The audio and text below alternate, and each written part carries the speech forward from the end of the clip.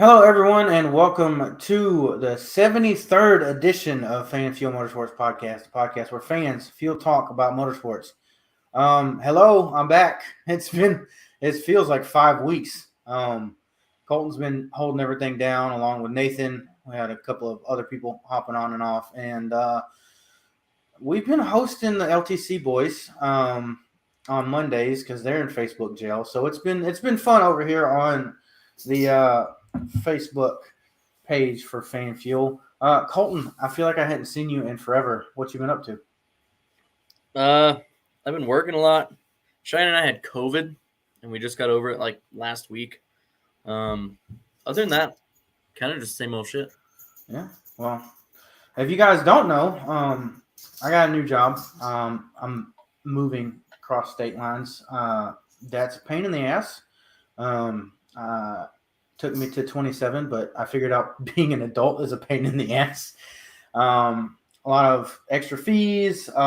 Moving costs money now because I don't have enough. I have too much stuff to just throw in my car to do 2 trips.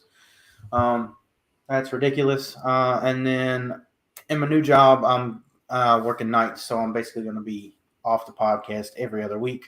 So I apologize to Colton for that because he's been having to pick up my slack. How many states have you lived in? Just 3. Alabama, Georgia, and now South Carolina. Yeah, that's it. Kind of that little bottom corner there. Yeah, I've lived in plenty of places within those 3. But that's it. Moving sucks, though. It does.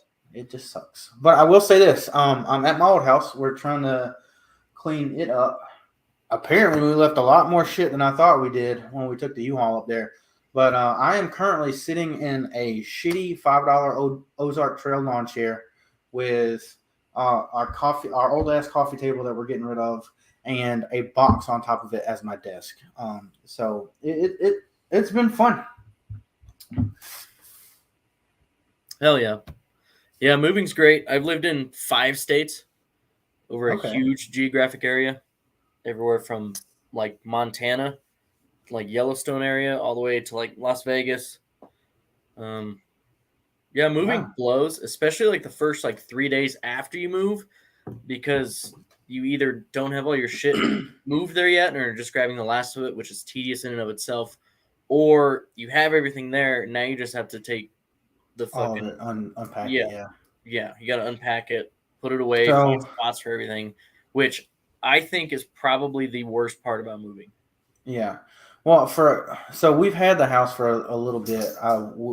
We've been up there for 3 weeks, basically.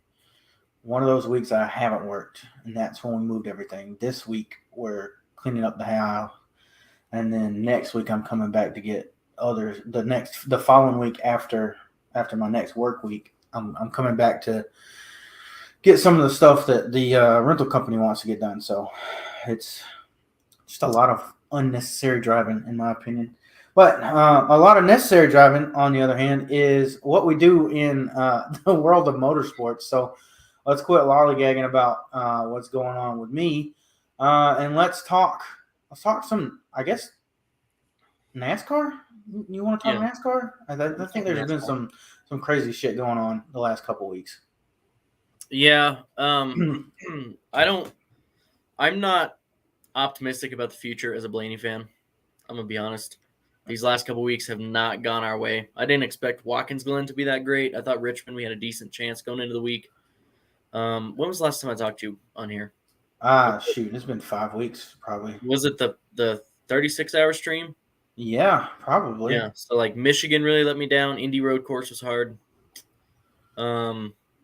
Pocono was a rough week.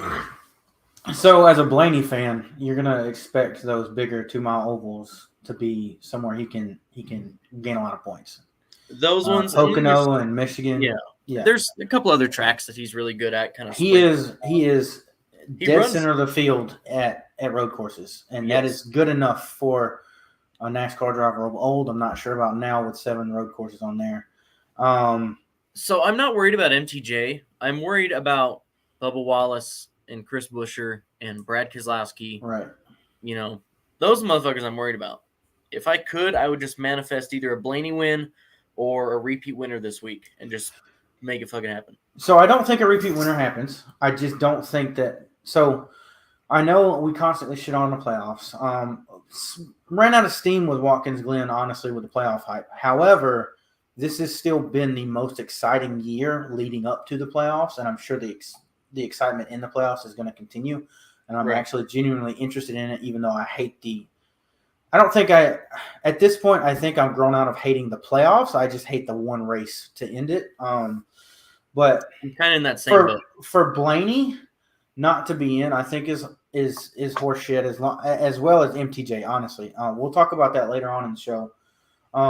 But I think Ryan Blaney should be okay because he's had a consistent good year. Yeah, but if he doesn't get in, it's gonna be a bad look on NASCAR, I think. But they won't care. That's the only problem. So I had one of my buddies at work, Derek. He's probably watching this. He's probably gonna text me in a second. Try to tell me it's like being a winning team in football, but just losing your division and missing the playoffs. Which I don't. But it's. I see his point, but it's not. It'd be like if the wild card didn't exist in football, and a team went 15-1 and missed the fucking playoffs. Yeah, but you couldn't lose your division if you went 15-1. You could, which is what Blaney's basically done because he's. I don't know. Did he repass Ross? Is he back in the second or is he's still in third? He's still in third. Okay, and then MTJ is he fourth or fifth now? I haven't looked at the points. I don't know. He's right around there. He's close to it. So my problem is that they're not going to be in, most likely. I do, however, think Blaney's got a better chance of being in than not. I think it's 60-40. I think William Byron is the guy that I'm looking at to save his ass. I think William Byron could be the guy that saves his ass. I think he needs that momentum. I think he's not had it all year, and I think he can capitalize what he had at I look at New Atlanta to get that done. Byron, Corey LaJoie would really save my ass. Yeah. If he could just pull out a win, I'd be fucking happy. Right. I think Denny has a decent shot just because Denny's got speed there all the time. Absolutely. But also what's scary is that means that the 23 is going to have a lot of speed. Bubba is he's basically Denny Jr. when it comes to restrictor plate tracks. He's getting better. He's there, in my opinion. He's going to be a threat if he's running between like 4th and 10th if there's a late race restart or just last couple laps. If he's running from 4th to 10th. If he's running in the lead or top 2, I don't expect him to win just because we've seen him shit the bed in those situations several times. Where it seems like as soon as he gets the lead at a Daytona or Talladega, he starts throwing wild blocks all over the place and loses his momentum. I don't think he's the same Bubba. I think he's already got a win. He's got a little bit less to prove. Yeah, he needs to prove to some of the haters that he can win a real race or whatever. Yeah. But under the guide of the least temperamental race car driver that we have in Kurt Busch and, of course, Denny Hamlin, I think that Bubba's matured enough just in this season alone that he's not going to be, like my dad said, super aggressive. I don't see it. I'm on that side just because I think he's elevated himself. He is to that next level of Cup driver. I mean, I'm not disagreeing with you that I think he's starting to form into a veteran and he's starting to get a lot. I think he's a solid B driver now. I think he's grown from a C B driver. He's grown from a C to a B driver, and I think the people that will upset Ryan Blaney are going to be him, and I think Chris Buescher has a damn good shot at it, and Michael McDowell. Maybe those are the three. Michael McDowell, Justin Haley. Justin Haley. Man, he's won a lot of them in Xfinity. I know, and he's done them when he's needed to as well. So I don't know. Yeah, I haven't seen enough from Colleague this year. Like everybody says they're fast and whatnot. They are not a race. They can be fast. They're not a whole team right now. I think they still need some more years in Cup to be where I think they could be a threat with someone like a Justin Haley. Now, if they had Kyle Busch, wink, wink, nod, nod behind the wheel, that might be different. But then again, it's a super speedway, and Kyle Busch has not been very super speedway esque for the last few, almost a decade, it seems. Yeah. But anyways, we seems like we're going off on a tangent. Even I don't have my Alex rant banner. Yeah. I'm not there yet. Okay, so we'll get there at the end of the show. I got to introduce. I teased about it a couple of times. I got to introduce my fix to the playoffs that I'll be doing on the website. What shout out to Nathan. He's not on tonight. He is getting ready to go to Daytona. You guys will be seeing a little bit less of him this fall because, of course, fall semester is a little bit more strenuous on a med student than summer semester. So he will be pumping out a lot more articles on fanfieldmotorsports.com. So don't forget to check in there. We'll have that tweeted out, put on Facebook and everything when that stuff happens. And you'll be able to see some other stuff as well. And we got some stuff working in my brain. I haven't told the guys yet because, of course, whatever. So we might be looking at a new format for for this fall as far as getting other guests on with Colton since Nate and I are going to be off pretty frequently. So we'll keep you updated on that. You might be a part of FanFuel, so stay posted on all of our socials at FanFuel MSM, capital F, capital F, capital MSM. All right, now, while I've done that, I'm looking at our notes so I can get us back on track. Before we get into Watkins Glen, because obviously that's the big ticket item for today's show, let's talk about some different news. I got 3 points that I want to get out, all of which were basically announced today. First off, looks like Jeff Gordon is dusting off the steering wheel and going Porsche Cup racing with Ray Evernham a little bit later in the year. What do you think of that? I think that's cool. I saw that today. I would just, as I was scrolling through my news feed, saw that, went, huh, and then kept scrolling. Like, it was just, Yeah. So I think I'm in the same boat. Like, is it cool to see Jeff Gordon behind the wheel again? Yeah. When I went to the Rolex 24 last year, I was like, I'm going to get to see Jimmy Johnson again. You know, I thought I'd never get to see him race again, whatever. At some point, I hope to see him in an IndyCar race. I don't know if that happens, but realistically, he is going to go have fun, but he hasn't really been in a race car in a while. So this would be akin to me seeing, I don't know, Darrell Waltrip race in SRX right now. Like, he hasn't been in the car for so long. Is it really that fun? Because, like, when you see Bill Elliott run in an Xfinity race a couple years ago, Bill Elliott's out there running his all his other cars with Evernham stuff. Like he's running stuff every few weeks. Running at road courses with Ray and stuff because they've got their little garage and they do the time attack races for the historic NASCAR stuff. Like, Jeff Gordon, he's visibly gotten less fit. Like, he's just gonna be a big ticket item to sell some tickets. Yeah. Like he's turning into Rick Hendrick, man. I did notice that today. Starting to look just like him. It's crazy. Yeah. His facial features are starting to widen out, and his nose is starting to look like Rick's. It's very odd.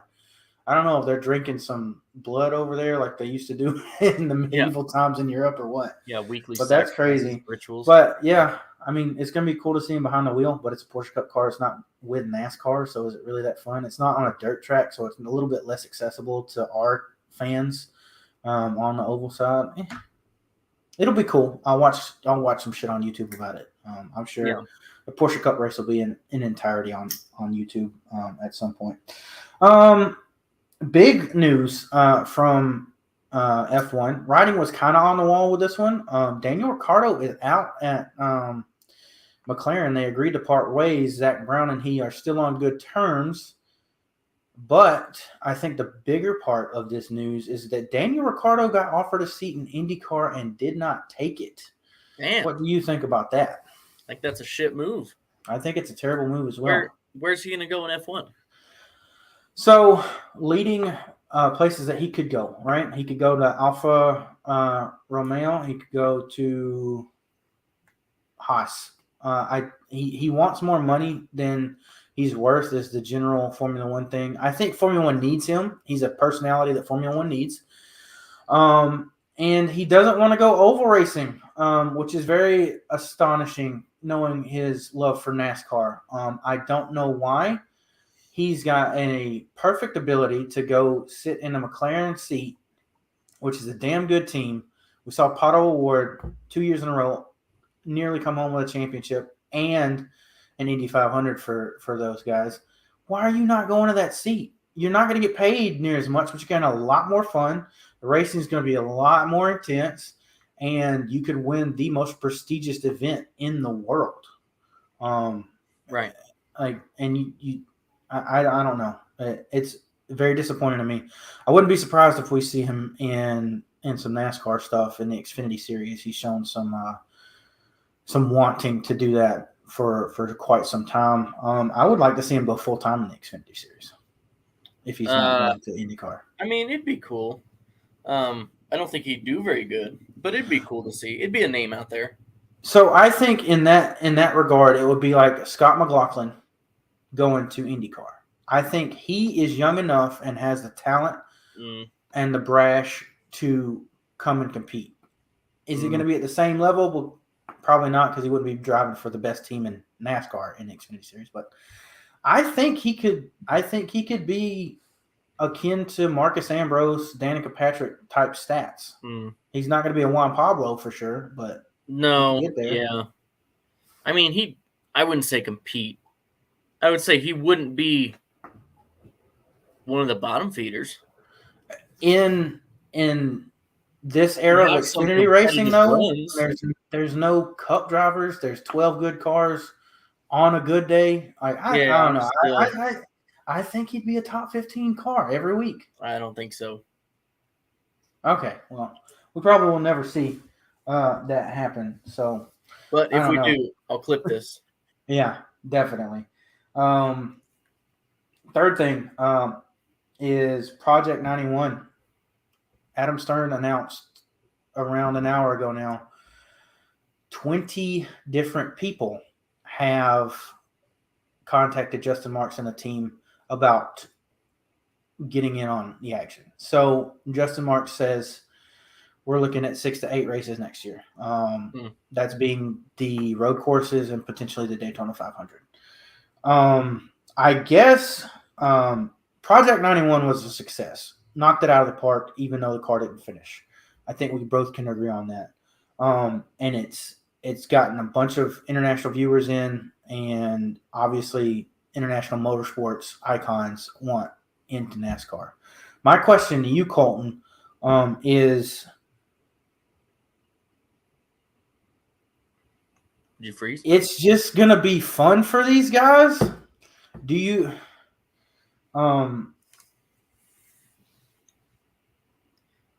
I don't know. Project 91 on the surface seems great. It seemed like a very marketable idea. Right. But does it make NASCAR more valuable or take value out of NASCAR because these world-class talents are coming just to play around in our stuff? No, I would say it's more of a I would say it adds value. Absolutely. Like you might get some guys in there that run 1 or 2 races with it and then love it and then want to go sign on to an Xfinity team, or that love it and want to partner up with someone and start their own team of some sort, or want to sponsor it, or want to run full time, or what have you. There's a lot of potential there. Some people will probably look at it as, oh, this is just the play around league, right? This is where guys go, kind of like the IndyCar to F1. Where, you just go to IndyCar if you couldn't really cut it in F1. Right. But I think it's way less of that kind of scenario, just because you have so many names throwing in there for one race at a time. There's not going to be many full-time contracts added because of this. Right. But I do think it opens up the interest, too, of how many fans are going to go watch Kimi and then let's say, I don't know, maybe they put Roman Grosjean in for 1 week next year. Well, that's another set of fans we're going to get too. So, I follow a lot of people on F1 Twitter, which, if you think NASCAR Twitter is toxic, don't get on F1 Twitter. It's a lot worse. Yeah, F1 Twitter is horrible. But I will say this: a lot of people that I respect from overseas, who I and other people have been trying to get to watch American motorsport, whether that's IndyCar or NASCAR, have been tuning in lately because of the Marcus Harrisons, the Grosjeans, and all of them into IndyCar. And this Kimi situation got them to watch NASCAR on Sunday. And every single one of them said that NBC coverage is amateurish. They turned it off when Kimi the dog.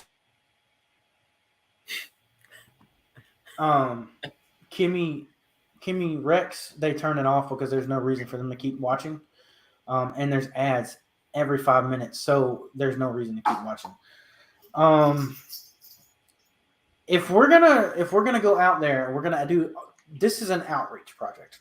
It's for Justin Marks to make money, and I don't blame him for that. So don't take that the wrong way. And it's for NASCAR to gain new fans. If we're gonna do this, we've got to get our shit together. We've got to get on the same level as these other leagues across the world because. Sorry, folks.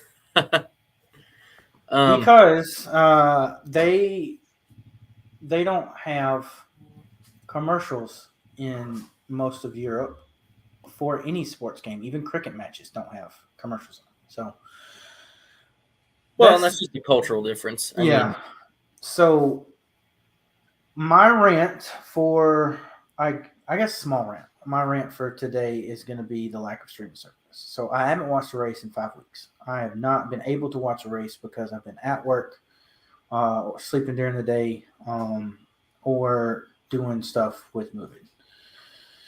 There is no way without a cable subscription that I can watch the race unless I do it illegally. Why is there not a commercial-free stream that I can pay for? Period. Internationally, you see it with IMSA TV. Internationally, they do commercial-free stuff. If you're in the U.S., you have to watch the commercials for NBC and stuff. At least internationally, there should be feeds where you can watch online where there's no commercial breaks. Secondly, I should be able to pay $30, $40 a month like you do for Flow, like you do for Dirt Vision, whatever, and be able to watch whatever I want under the NASCAR banner, whether it's the Will and Euro Series, the Peak Mexico Series, the Pinty's Series, ARCA, all that stuff. Everything from practice, qualifying should all be on there, and it should all be commercial free. We've got to do that. Like, I haven't watched the race, and then I also want to bring out the fact that the races come out on Tuesday on YouTube. Why? Cool, NASCAR. Here's the thing: if you do that, people like me aren't going to watch the race live because they don't have access to it. So I can watch the race later. What's the point of me watching it if I can just follow on Twitter, see what happens? If it was a good race, I can watch it on Tuesday. If not, I don't have to waste 3 hours of my time on Sunday. So you make some good points about the, how can we be an international sport if we're going to, allow the broadcast to be this way and such. There is a new TV deal coming up, and via Denny Hamlin's interview on the Dale Jr. Download led a lot of people to believe that the owners have a lot more sway in that than NASCAR would lead on. I think that Marks is already in NASCAR's ear about what they want to see. We already know that the team owners are unhappy with the broadcast. We know that Marcus Lemonis is unhappy with the broadcast. Absolutely, and that's a big loss for the sport at the end of the year. Yeah, sponsors are not happy with the broadcast. So this is a big issue. Right. The streaming thing has got to be in their mind. The only reason I think they don't have it right at this moment is because NBC has a huge push right now for Peacock. Absolutely. And they're moving the races over, which puts the ball in NBC's court, just because NASCAR now has less bargaining power. So I know you're probably going to answer to some of my points, but I do want to rebuttal to that. I think Peacock's fantastic. I think it's a very good platform for. I mean, it's just they can work on the UI, whatever. I think it's a great platform for us to build off of. NASCAR says you have to broadcast every race on TV, practice sessions, whatever you want to do, whatever. But we're going to come in and we're going to split the rights down the middle. You have to have a streaming service for our races, for our practice sessions, for our pre and post race, for a minimum amount of time, for everything. NASCAR needs to put its foot down because Fox Sports Go and Peacock should be available to everyone commercial free for a fee. NASCAR gets 20%. The NBC or Fox, whoever's half of the year it is, gets 80%. I don't know, something like that. They've got to do something to where fans need to have more access. That's a great idea. I think that the commercial money that they make from showing the ads during the race would far outweigh the amount of new subscribers to Peacock and whatever that they're going to see if that goes, whatever they make a cut. They would have to just completely separate and make their own. They would have to. Okay. There's no other way. But I mean, we've talked about it on here. Would I pay $20-$30 a month to do that? Absolutely, I would. Yeah, absolutely. I'd pay upwards of, I don't know, what's YouTube TV? $70 a month? Shit, I'll pay that. If I get uninterrupted broadcasts, if I get, the ability to watch race replays immediately after the race is over, to have all the kind of access that we're asking for, that a lot of other sports get. Right. Live leaderboards, things like that. I want to be able to go on and, follow fucking Blaney's car around. I don't give a shit. Yeah, well, that's another thing. Like I just said, my dad's very correct. We are 4 years behind on that. It should be available. Yeah. He does bring up the issue that Fox doesn't really have a streaming service, and Fox Sports Go is kind of trash. Yeah. So I will agree with that. Fox also having the Truck Series for the whole calendar year doesn't help. I would say that with the new TV deal, I would expect less Fox, more NBC. I would hope so. Especially because Fox is giving us the ESPN treatment. ESPN right. didn't want us. They still treated us like a sport, but you could tell that they were doing budget cuts at the end, right? Right. Fox is doing the same thing. Fox is treating us like a fucking joke and doing the budget cuts. But that's another rant for another day. I kind of lost track of what I was going to say. Well, so I think, like I said, we're going to see way less Fox, maybe no Fox, and way more NBC, or we split between NBC and I don't even know who the fuck else would pick it up, right? CBS maybe, or we go full NBC and NBC just runs with it, mostly because of who NBC has on their side as far as Dale Jr. And so in this scenario, which I think would be my dream scenario, is NBC takes over. NBC gets the Fox crew, and then they get to divvy up what races they want to go. They already rotate the booth and stuff, which I'm fine with. I really am fine with that. A lot of people don't like it, but I'm fine with them giving people different spots. I think it enhances the experience over the 20 weeks that they have it. If they had it for the 40-week schedule, I would love to see Mike Joy, Rick Allen, and them all stay on, same crews and everything, pit reporters, give them flexibility to be with their families and not have to be on the road for 20 weeks straight. Everybody works for NBC. Everybody's got the same sort of deal. And then we all get Peacock. Extra $10 a month for the NASCAR package to have no ads. I don't know. Right. They could work something around like that. I hope that's in the works, and that would honestly fix the viewership issue that we're seeing, especially from new fans. Yeah. There's way too many commercials. The broadcast sucks. This, that, and the other. That would fix a lot of it. I think they could get over the broadcast being a little bit more, I don't know, subpar, if the commercials were less frequent, Right. and the broadcasters themselves were a little bit better. Yeah, and it still goes down to And I think NASCAR's got to put its foot down there. They got scared over the last couple of years, I guess, and started letting TV kind of rule their stuff. I know TV brings in the money, but also, come on, guys, like put your foot down in some of those things, like with stages and stuff. We don't need any of that crap. It's kind of counterintuitive. You have people with less attention spans. Of course, I don't agree with that. Yet you're stopping the competition, stuff like that.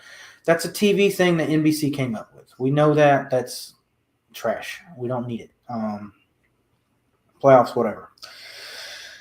I don't know. I think NASCAR needs to put their foot down and get everything. I would agree completely. So my dad said if Fox gets trucks, and why can't NBC get an Xfinity? NBC probably doesn't want to cart their shit around the whole year. They probably don't value the trucks enough because they only have 700,000 people. Fox keep trucks, NBC keep. Well, I know, but I'm saying like they don't want to cart their stuff around for all year just for Xfinity. It's like it's probably not worth it to them. I don't know why Fox does it for the Truck Series, to be honest with you. Because they don't give a shit about the Truck Series. Why not just hand it over at the halfway point? That would be easier on NBC. And you at Fox. I don't know. But with all that being said, we're 30 minutes into this. We haven't even talked about the race. And we still got to talk about Daytona and the playoffs. First off, let's talk about, since we started talking about Project 91, let's talk about Kimi Raikkonen and his halfway distance exit. Of course, I didn't watch the race live, so I'll go ahead and let Colton take over on what he thought of Kimi being there this weekend, coverage based off of Kimi, and then Kimi's early exit. Seeing Kimi was cool. I didn't expect him to do super well. It was cool to see him run up in the top 10, even if it was just a strategy call. They did highlight him quite a bit on the broadcast when he was a little bit more competitive. It really sucks that the 91 Trackhouse car is the one that got Chastained this week, but it is what it is. We might see him back, especially if this Project 91 thing expands next year. We very well might. Yeah, I think it would be good. I think Kimi looked like he had fun. And it's very rare to see Kimi in the media with a smile on his face. Like, I know Kimi is a really outgoing and good guy, but he is more Kyle Busch than Kyle Busch when it comes to the media. He hates it. And I say this because I'm a Kimi Raikkonen fan, and I have been for as long as I've watched F1. I was super excited. He's my favorite Formula One driver, probably of all time. Not to the extent of Nate with Fernando Alonso, but it was really cool to see him. You know, I watched the highlights when he was in WRC because they don't broadcast that anymore. But it's really cool to see him come back to NASCAR, get a chance at the Cup Series, doing something in a car that more suits his talents and stuff like that. And he looked like he'd be pretty good if he did this a little bit more regularly. My only concern was obviously fuck Ross Chastain. He's making me hate him more and more every week. I don't know what it is because we'll talk about Chase Elliott later, but I was the biggest Chase Elliott fan when he was coming up the Xfinity ladder. Same thing with Ross. Like, I was pulling for him in that 42 to get to Cup. I was like, dude's talented. But now they both just drive like assholes. So I don't know what it is. Hopefully Tyler Reddick doesn't go down that bill as well. But Kimi posted on his Instagram story that his hand was the size of the meatball on his pizza that he had. So he sprained his wrist. A lot of people were being shitheads on Twitter about that, saying that he should have known better and as an open wheel driver to take his hands off the wheel. But it looked like there was some wheel-to-wheel contact, and he climbed over a wheel with his wheel a little bit when he got shunted, and that side shunt is something you can't prepare for. So these rack and pinion steering things are a lot quicker than what we're used to. So I wouldn't be surprised that he sprained it pretty bad with as much swelling. So hopefully he's recovering and still wants to come back. But there's nothing else that happened in the race, is there? Nothing that happened on the last. Yeah, that wasn't really I mean, it wasn't a huge deal. Let's be honest here. Yeah. So I'm gonna say this. Like I said, I think probably verbatim on Twitter. Little bitch gets out and whines after he does this to everybody else. Is that the sentiment for everybody that's not a Chase Elliott fan? Because like, come on.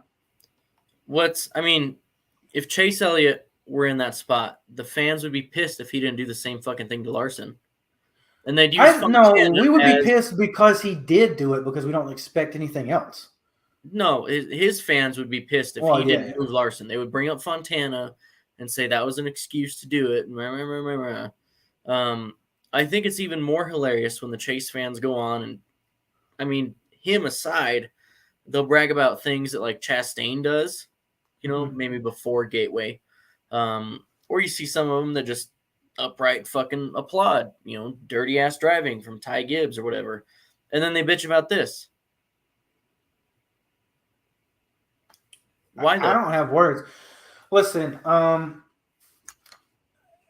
it's kind of on brand for Chase. Think about it. I saw somebody say post a meme, and I know LTC retweeted it on Twitter, and it said he just got loose, and it was him in the Xfinity Series, in the Truck Series, and in the Cup Series, moving someone out of the way because he got loose. The Atlanta, the Canadian Tire Motorsports Park, and then I don't remember what happened in Xfinity. But I mean, it's on brand for Chase Elliott. Like, he might be the most popular driver. I don't know how he's not the heel like Ross Chastain, other than the fact that he is the most popular driver. People complained about Kyle Busch whining. Kyle Busch is a sore loser. I think Chase Elliott is just a little bitch. Like, hands down, you can't go out here and do the same thing, once a month to other people and then just fucking have a public meltdown after it. So happens to you. Being a NASCAR fan, I've seen some drivers go from really good graces with fans to bad. Denny is one. He used to get a lot more cheers than he does now. Gotten a lot of boos lately. I don't know, Harvick maybe as well. I don't know why, though. I don't know why people hate Denny Hamlin. I don't either. But he's the most genuine person in the garage. Do you think now that Chase is too popular among his fans to ever fall from graces? Absolutely. So regardless of what he does, he's not going to get to that Dale Jr. status, but he's a close second. I mean, he's a really close second. So Junior Nation most likely splits, right? You got some going to Alex Bowman, some going to, I don't know, maybe Kyle Larson now. There's quite a bit that went to Harvick. Harvick, yeah, and they just sprinkled out. But I think the vast majority of them came on to Chase Elliott Nation, we'll call it, who came from Jeff Gordon fans, who haven't stuck with William Byron. I think that as a fan base, he is unstoppable. And his fans are all dumbasses that won't. I know there's caveat. There's at least three. Keith, I'm not talking about you. You're my favorite Chase fan. But they're all hypocrites. Like, it's the same thing every week. When somebody else does it to Chase, it's not okay, but when Chase does it to somebody else, it's perfectly fine. And it's the ones that watch the races with rose-colored glasses or Napa-colored glasses, whatever the fuck you want to call it, that really fucking irritate me. Yeah, and I'm not shy to call them out. Like, it's getting ridiculous. It seems it's getting worse the more that Chase gets into shit. Yeah, it really does, and I guess that's good for the sport, though, is it not? I mean, it is but I feel bad for guys like Keith and my buddy Brian, who all the time, or like are genuine Chase fans. Like they'll be the first to say, "Hey, that was kind of bullshit." Yeah, I mean, we even remember when we called Keith right after we got out of the Atlanta race. Right out of Atlanta, he was like, that was a middle really of the road. Stupid move. He's like, and I get it, but also it's kind of fucking dumb. Yeah, like he was like, that's a dumb move, but I can't not support my driver. Right. Like that's what he said. He was like, I'm disappointed, but I'm not surprised. He was kind of like that. So, yeah, there's some out there, but they get a bad rap just because everybody else is just a fucking idiot when it comes to being a Chase fan. And I'll say that. Unsubscribe, unfollow. I don't care. Come on here, debate me. Like, we will do a whole show of Alex Rants versus Chase Elliott fans because that's how pissed he's at with Chase right now. Anyway, other than that, the race is good.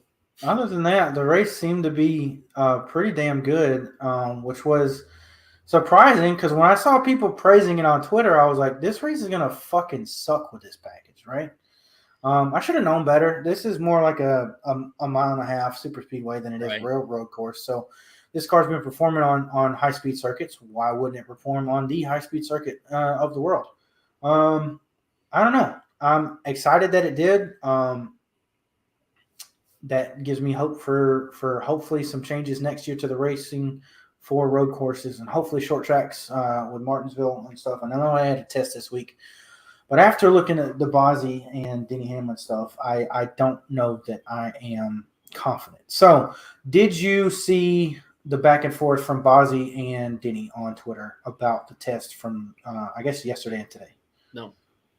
Okay. Well, I will bring that up. So Bozzi says that they are they're testing. They're doing tire testing, and then they're doing gear change testing to have the final drive be longer so that they don't shift.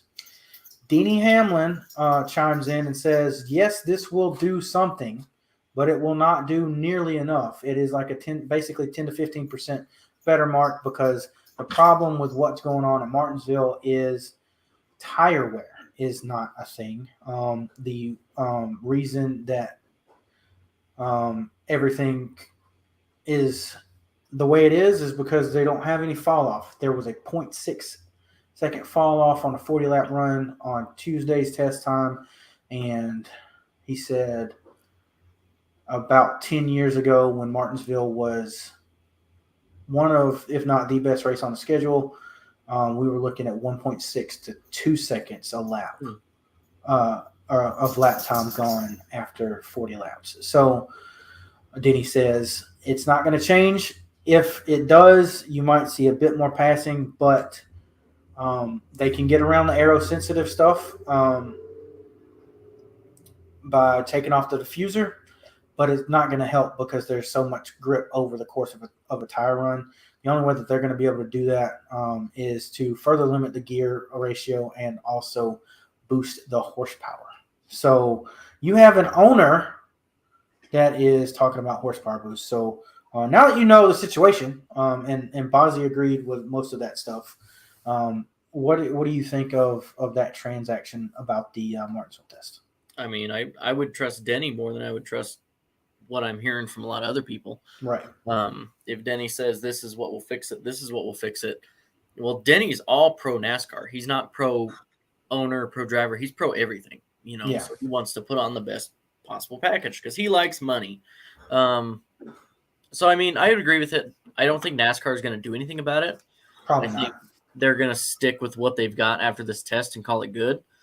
Our saving grace would be if Goodyear said, no, we want to come out with another tire. But I don't think NASCAR is really going to push for it. I think they're going to take this and run with it. I think that the younger owners just need to look those other guys across the table in the face, tell them to fuck off, and say that we've been doing this our whole lives. All you guys have been doing is owning race cars. It's time for us to take over. And Justin Marks, Brad Keselowski, and Denny Hamlin need to take charge of those meetings in NASCAR. And if it's Kyle Busch to colleague rumors are true, and he gets some ownership in there, have him right there with you. Because you know what those four guys are going to say? we need more horsepower. I know Tony's been saying that since they started taking away horsepower. So that's five owners that should be onto it. So if we have more horsepower, we fix the short tracks, we fix the road courses. We already have perfection on the 670 package at the mile and a half and stuff. So maybe just have the 750 package come back at these other tracks and keep 670 on the big tracks. Maybe I'd that's agree with okay. that. 670 at every other track that's not Bristol, Martinsville, 900 horsepower. Martinsville and Bristol. If they can push it, they should be able to. I don't see why they wouldn't be able to. So Denny Hamlin and Brad Keselowski has also said that the cost savings for NASCAR, this was earlier in the summer, for everything is kind of nil as far as products and everything. So why are we not just going ahead and spending that extra money on practice? Right. To make our racing better. This is another thing that I think these younger owners could bring back. 2 hours of practice. Right. People say you don't need it. People say you don't want to watch it. But me as a fan going to a racetrack, I'm going to spend more money to go to a race weekend if I can watch guys on track 3 times and then a race. That's exactly. Practice, qualifying practice. And with the way that everything is, you can't make changes to shocks, to anything like that in a short amount of time. So 20 minutes of practice and then go and qualifying is not doing anything for these teams. They're just running with what they run. Will it make the races a little bit less chaotic? Probably, but also these cars can pass. So well, yeah, if there's that much parity in the field, like they brag about the new next-gen car providing, a little bit of practice ain't going to kill anyone. If anything, it's going to make the whole field faster. Right. And it's going to separate the guys that would just run mid-pack anyway. Right. You don't have – okay, so look at Kyle Busch this year.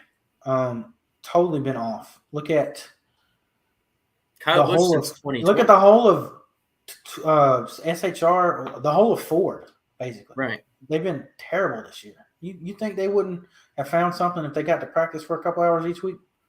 Right. And we'd have even more parity than we already do because we'd have top-tier teams racing against other top-tier teams. Right. Exactly. Yeah, I don't know.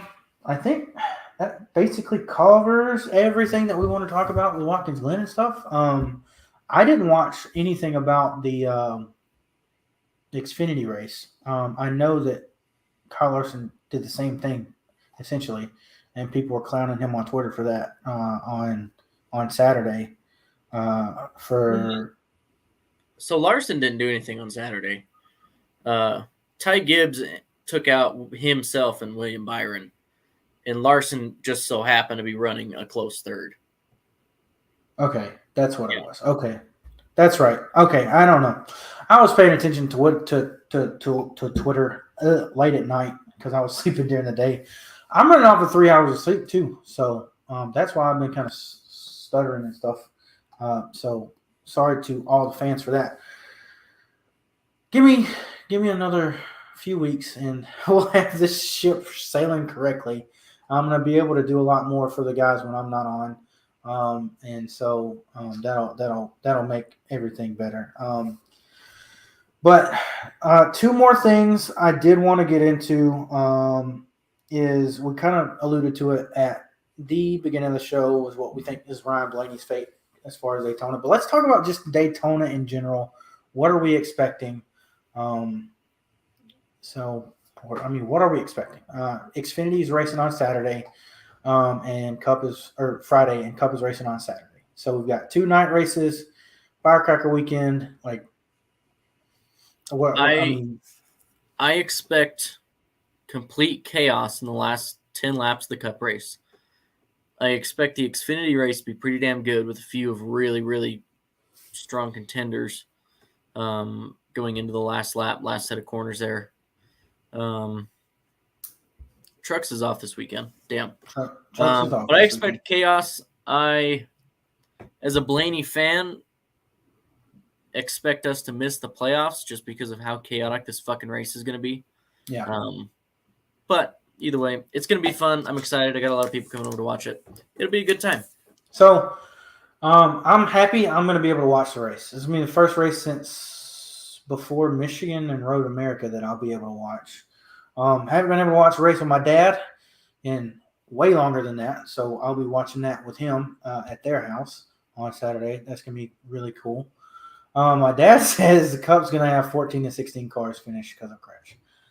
I don't think that this race is going to be quite nearly as wild as everyone thinks it is. I think the majority of the race won't be. One of two things is going to happen. Okay, everybody's going to play it safe from the drop of the green flag to go, and it's going to be one of the most boring races we've seen in the past 6 years. 2020 Daytona or 2021 Daytona 500. Right. Or it's going to be like 2021 Daytona 500, and everybody's going to have their ass on their shoulders, and we're going to have a big one within the first 15 laps. Either way, I don't think that this race is just not going to be boring. I hope to be pleasantly surprised. I hope to see some competition for stage points, for playoff points for guys that are looking to get higher up in the playoff point rankings for stage wins. I'm hoping to see stuff like that. I don't see it. All of the 16 guys that we're going to see in the playoffs right now are going to be playing it pretty good for a win. Blaney's the only guy that's going to be playing it safe. Just totally Kevin Harvick's that shit. Yeah, well, fuck it, I need a spot. Right, hell yeah. You know what? Listen, I don't know that I agree with that happening, but it's what NASCAR wants with this system. That's what it comes down to. I wouldn't put it past most of the drivers.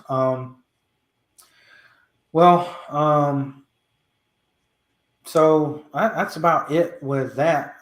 Colton has to take a break really quick, so I guess I'll tell you I got a preview of what is going to be happening for the next few weeks for me on FanFieldMotorsports.com. If you guys are on there, this summer I haven't really updated my other stuff. I need to update the time difference between stage and no stage breaks for stuff. I need to update the new Latford system. Probably not going to be that exciting because Chase has been running away with the points, so he's probably still running away with them on there, even though the points structure is different for the full season. Still fun to do. I'll probably update it, but my biggest project is going to be fixing the playoffs my way, and that is to flip the playoffs on its head. And we'll have 2 wildcard rounds in a row, starting this weekend at Daytona to get the last spots in the chase, and then another wildcard round at the Southern 500 for Darlington, which is a driver's track, which makes this even better. So I will be working on keeping up tabs on points for everybody in a system where we do 1 race, 3 race, 3 race, 3 race. And in this system, Colton doesn't have to worry about Ryan Blaney not being in, and MTJ fans don't have to worry about MTJ not being in, because I am going to immediately give a first round bye to the top 10 in points. They move on to race 2 of the playoffs and the first of the round, 3 race round of 12. Dang, mouth gets dry. And we have a wild card round in NASCAR. This is how you fix playoffs, in my opinion. Anyone with a win, minimum of 6 drivers come in on points. That gets your 16 or more for the playoffs. So theoretically, in a non-realistic situation that the top 10 does not get a single win and there are 26 different winners, you could have 36 people going to the playoffs for this wild card round. So it's a little bit asinine like the playoffs are now with a 35-win season still losing your championship, but in a much more competitive and realistic way. 16 people will be going to the playoffs this year. 17, excuse me, at the moment with MTJ not being out. If a new winner comes in, it'd be 18. And so the bottom 8 that are not locked into the top 10 in points would be racing for the final 2 spots in the round of 12 from Darlington to get into the round of 12 based on just pure finishing order. Top 2 of those advance. Other than that, the championship's the exact same until you get to the last round. Winning, you're in. Point your way in from the round of 12 to the round of 8, from the round of 8 to the round of 4. 3 races to crown the champion rather than 1. And playoff points do matter in the last round. However, regular season playoff points are dropped, and it's only playoff points that you make during the playoffs. That is 7 races out of 10. So you potentially have 49 points that you can get up for grabs if you can win a stage or a race in those first 7 races to give you an advantage over the other guys for 3 races at the end of the season. This prevents people who complain about the races after a championship has been won, which is usually only 2 or 3. It's never like 6 races to go like people always say on Twitter.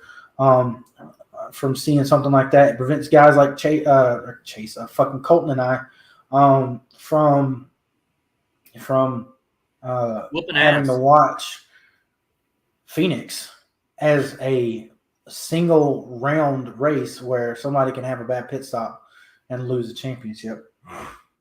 And it also prevents people like Colton and Nathan, who's an MTJ fan, from having a top 10 in the regular season point standings and not being able to get into the playoffs. So I think it's a perfect system. I doubt NASCAR is going to change anything, but it's always cool for me to look at other alternate systems. But Colton is back now.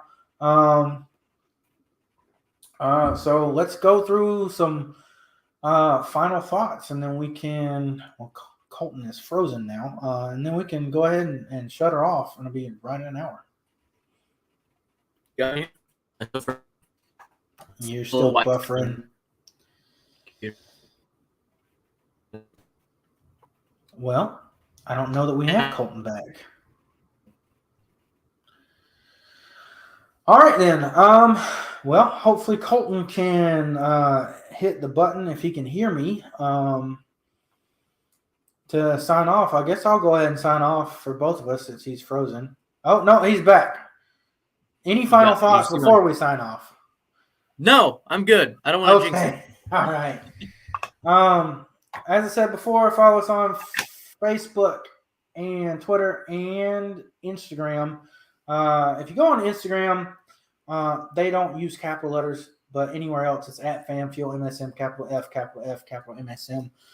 Be checking out stuff that Nathan posts on all of those socials. Some of the stuff that, of course, we post on there as well. And then check out fanfuelmotorsports.com in the coming weeks for some more cool stuff. That whole point system I just told you about is going to be there. Get ready for fantasy next year. I didn't really get into it this year. Fantasy is going to be coming next year, so get ready for that. FanFuel will be doing fantasy a little bit different than everybody else. We'll see you next week. We'll see Colton next week and somebody else. You won't see me next week if Blaney loses to a non-playoff driver. Okay. So if Blaney loses to a non-playoff driver, there will be no FanFuel next week. We'll take a week off. Colton's going to have to pace around his house. Maybe I'll just sulk wrapped in a blanket and just stare at the camera for 40 minutes. Yeah, I don't even know what to say about the race. I'm just sad. Yeah. Yeah, I don't know. Be there. We'll have somebody on. I'll be at work, sadly. I look forward to getting back on here. I apologize to all the fans for being off for so long. I'm gonna start escalating. My schedule is so much better on my body at this new job, so I'm gonna push myself to escalate this podcast and the website to heights that I wanted to have them at before. So let's get ready to do that. I'm gonna start pushing your guys' asses to be better when I'm not on. So we're looking forward to that. Thanks for tuning in. We'll see you next week. All right. Bye. See you guys.